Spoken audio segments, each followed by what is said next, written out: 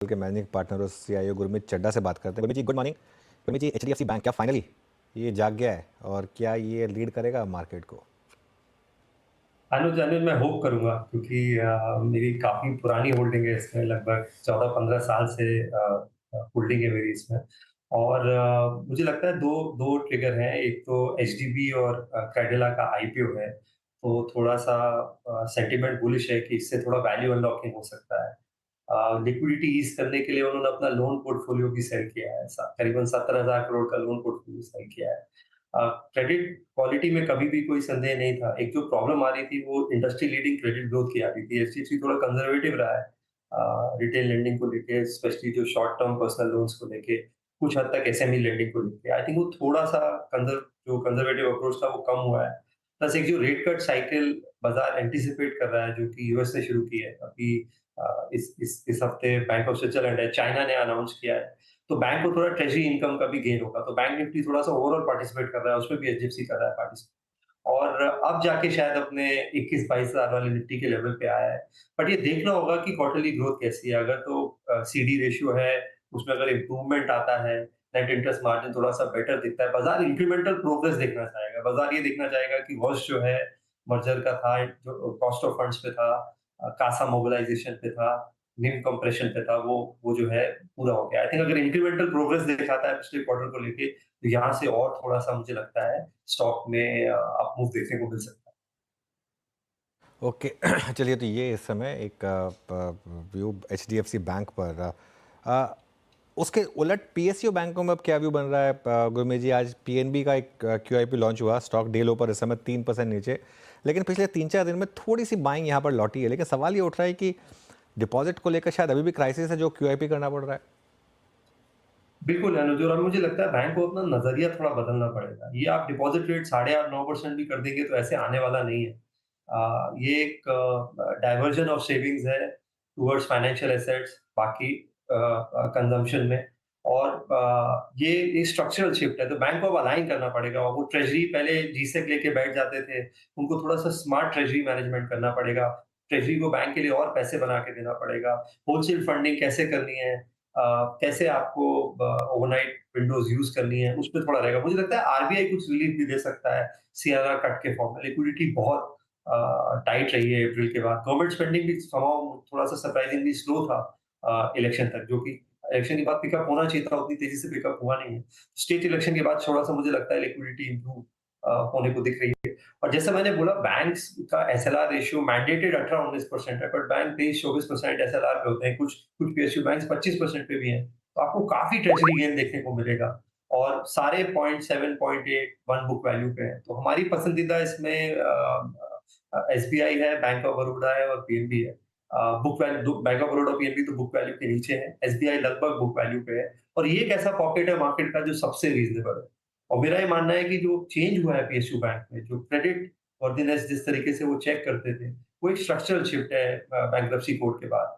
तो PSU bank मुझे काफ़ी वैल्यू पॉकेट दिखाई देता है, और हमने अभी थोड़ा-सा टैक्टिकल बाइंग भी करी है बैंक ऑफ बड़ौदा में। एसबीआई ऑलरेडी हमारा कोर पोर्टफोलियो में।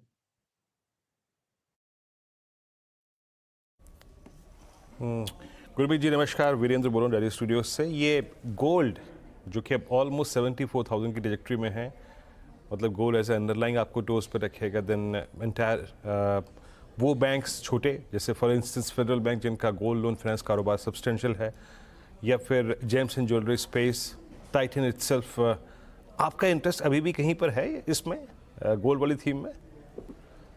मेरा प्रेशियस मेटल में इंटरेस्ट है क्योंकि आपको याद होगा मैंने कुछ सप्ताह पहले बोला था कि मल्टी एसेट अप्रोच रखनी चाहिए इस मार्केट में। हमने बहुत अच्छे गेन्स बनाए हैं पिछले 2 साल में। और जब भी रेट कट हुआ है, डॉलर थोड़ा भी वीक हुआ है, मैं नहीं मानता कि बहुत वीकनेस आएगी, बट ओवरऑल जो ट्रेंड है वो थोड़ा-सा डॉलर जो है रेंज में रहेगा विद अ वीकनिंग बायस। वो कमोडिटीज़ के लिए अच्छा होता है। और स्पेशली जो येलो मेटल है और व्हाइट मेटल जिसे हम सिल्वर बोलते हैं।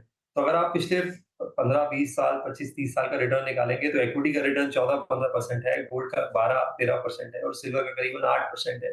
तो थोड़ा फोकस मुझे लगता है प्रेशियस मेटल्स में रखना चाहिए। पोर्टफोलियो का कुछ पार्ट 5-7% आप दे सकते हैं।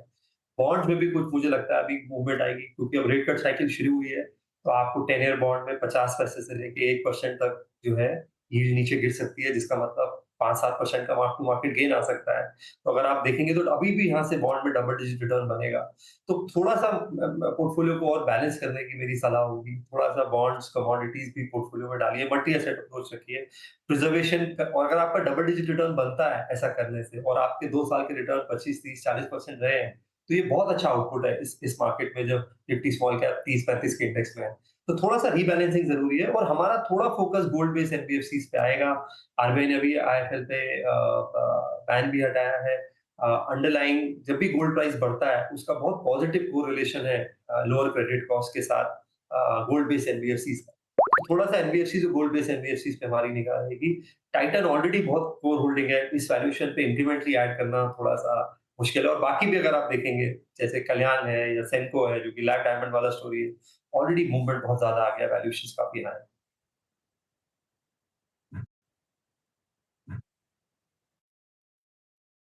गुरमीत जी की बात करते करते अभी टाइटन जो है जिनकी होल्डिंग में है भी heading towards all time high. अभी भी एक स्पाइक आया इसमें 38-34 और ये जो पूरी सप्लाई है अप्रैल 2024 की उसको बहुत स्ट्रांगली अगर आप देखें एब्जॉर्ब करता हुआ और ये इसकी ऑल टाइम हाई ट्रेजेक्ट्री है मेरे ख्याल से 38-82 कितना नज़दीक जाता हुआ टाइटन उसके। अच्छा गुरमीत जी अभी स्क्रीन पर एक और चीज़ विजिबल है कि बाजार अपना झुकाव एक दो पॉकेट्स पे और कर रहा है।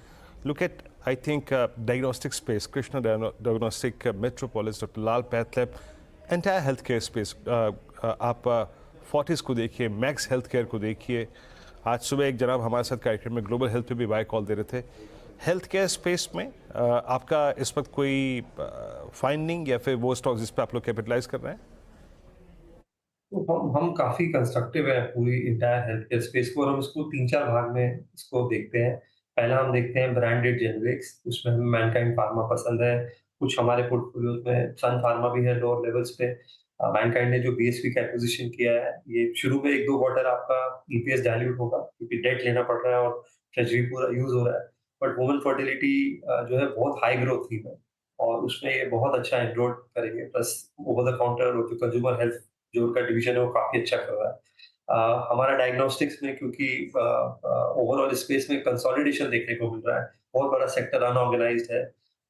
थोड़ा-सा उतना पार्टिसिपेट नहीं किया था डायग्नोस्टिक स्पेस ने जितना ब्रॉडर मार्केट ने किया था, वहाँ पे थोड़ी निगाह है। एक जो मुझे बड़ी अपॉर्च्युनिटी लगती है, जो मैंने आपसे पहले भी चर्चा करी थी, वो सीडीएमओ स्पेस में है और बायोसिक्योर अगर एक्ट लॉ बन जाता है, जिसकी काफ़ी बड़ी प्रोबेबिलिटी है तो ये बहुत बड़ी अपॉर्च्युनिटी है और बहुत सारी कंपनीज हमारी जो है सीडीएमओ स्पेस में just cutting edge skill set है, काफ़ी केपेक्स किया है।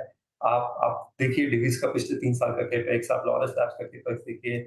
बहुत सारे कंपनीज हैं जो जेनरिक्स पे फोकस कर रही हैं, मॉलिक्यूल्स की जो एंटीबायोटिक्स हैं जिनका पेटेंट हो रहा है। उसमें बहुत छोटी-छोटी कंपनी है, हिकाल है, कोपरान है, काफ़ी सारी कंपनीज हैं जहाँ पे हम स्टडी कर रहे हैं और तो अभी हमारे पोर्टफोलियो में न्यूलैंड है, लॉरस लैब्स है, मैनकाइंड फार्मा है हेल्थ केयर पोर्टफोलियो में और हम बाकी जैसे मैंने नाम लिया इनको बहुत अच्छे से स्टडी कर रहे हैं। बहुत सारी पाथ ब्रेकिंग थेरेपीज़ पे रिसर्च बहुत हो रही है, जैसे कार टी सेल है, जो कि कैंसर का ट्रीटमेंट है। उसपे टाटा मेमोरियल और लीडिंग हॉस्पिटल्स जो है रिसर्च कर रहे हैं। फिर एक कोल्ड थेरेपी है, जो एक्सट्रीम कोल्ड थेरेपी होती है, जिसे हम क्रायोथेरेपी बोलते हैं, जिससे आप कैंसर सेल्स को करते हैं। तो बहुत पाथ ब्रेकिंग स्टडी हो रही है, बहुत सारी रिसर्च आउटसोर्स हो रही है। तो फार्मा आउटसोर्सिंग एक बड़ी अपॉर्च्युनिटी आ सकता है।